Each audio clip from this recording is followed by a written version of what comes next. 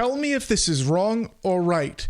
People will buy my stuff because they like me, because I'm a good person, and all I do is give, give, give. If you said wrong, you are 100% correct. And it's the first of the 6 toxic marketing beliefs we're going to destroy today. Beliefs more toxic than a rotten pufferfish. Seriously, they will ruin your life and business. So what's the problem with thinking people will buy because they like you? It's because you think you're entitled to other people's money, and you're a people pleaser, desperate to be recognized for the genius that you are. You know what happens next? You get destroyed by smarter people with better marketing, or even worse, stupider people with better marketing. They're out on the field fighting while you're sitting around sniffing your own asking, when's gonna be my time? And if you're an influencer, this is your biggest danger, so be aware of it. Number 2, people will buy my product because it's great. Now, I will go to the grave saying that the best marketing is a great product, but I've met dozens of entrepreneurs with fantastic products and services that can't pay the bills. Now, why is that? Because like the people pleasers we talked about before, they're just sitting around waiting to be recognized. They think they'll get picked. Plus, people who make great products are often terrible marketers. It's because the best product creators put blood, sweat, and tears into the things they make. If that's you, you probably overdo it by nature. So the product becomes an extension of your personality, and your ego has you thinking the world will recognize your effort. But the reality is that buyers care about outcomes, the results and feelings they get from consuming your product or service, and you need to get that across in your marketing. It doesn't matter how good your stuff is if it's wrapped in a bad message. Number 3, my product is for everybody. Unless you're Amazon, your product is not for everybody, because in the process of explaining how your product is for everyone, you put the crowd to sleep. Your target market should be 2 things: narrow enough that they know when you are talking to them, and 2, big enough for you to make money. But there's a major plot twist. When you narrowly spell out who your target market is, everyone pays more attention to you. And then people may shift themselves to be in your target market just because you got more interesting. Number 4, I'll just copy what famous person XYZ is doing. I encourage you to learn from what other people are doing.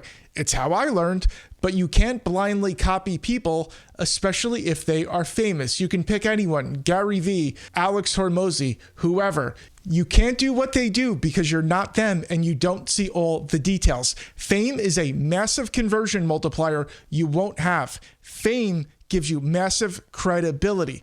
By the way, if you want me to do a video on this topic, let me know down in the comments below. I'll give you a funny example of this. I once met this guy who wanted to do a fitness app, and his plan was to copy Chris Hemsworth's app, but have better workouts. Yes, he was going to copy Thor's app and have better workouts, and that was his plan for success.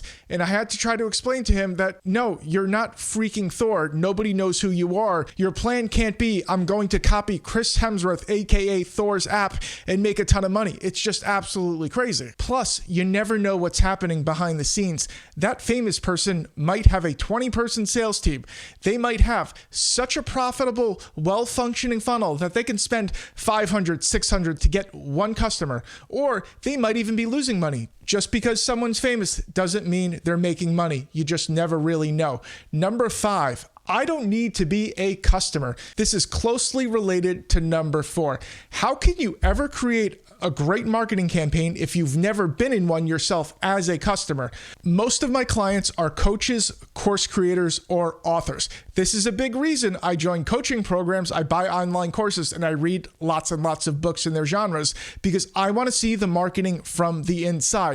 When you look at public websites and ads and content, you only see one part of the equation. I'll give you an example. I once bought a $9 ebook from a well-known marketing expert. Very quickly, I got to see what was on the back end. They were pitching me everything from $199 courses to $20,000 coaching programs. Now that I think about it, there was no way they made money from me on a $9 freaking ebook. But if I took one of those big upsells, the equation changes very quickly. If you want to be a great marketer, be a customer first. Before we get to number 6, let me introduce myself. My name is Michael Comeau, and I teach marketing strategies that help you make more money and have happier customers. So if you're enjoying this video, do me a big favor and hit that like button down below. It really helps me out. So number 6, I think that making money is bad.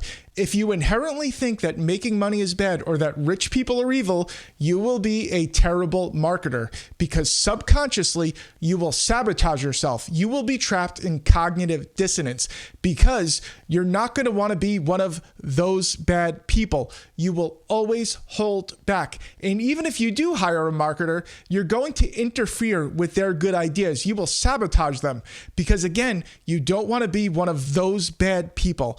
Let me give you a perfect example because it's popped up in my business again and again. I've had many clients and prospects tell me flat out, online courses are a scam and only greedy, unethical jerks made them.